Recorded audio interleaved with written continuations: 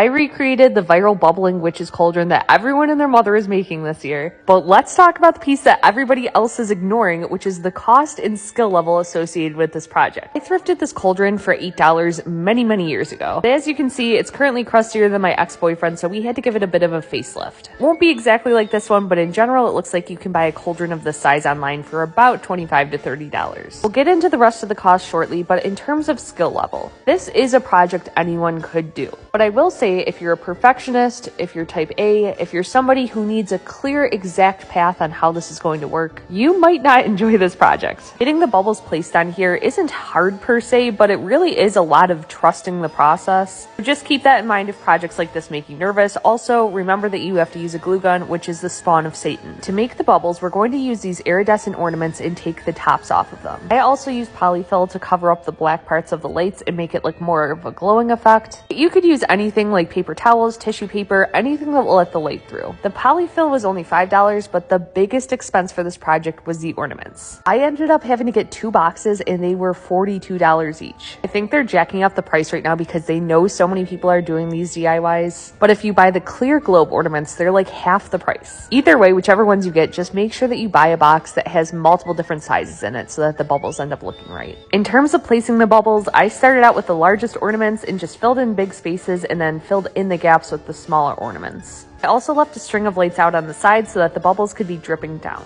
As for the lights, make sure that you're buying LEDs so that they're not getting hot because a house fire would not be very demure. I got this huge strand for $13. Anyway, here's the final result without the lights on and with the lights on. I do love it, but the total cost of this project came out to $132. Even though I do love it, if I saw it at the store for this price, I would not have spent that much. I'm curious, are you planning on making one of these?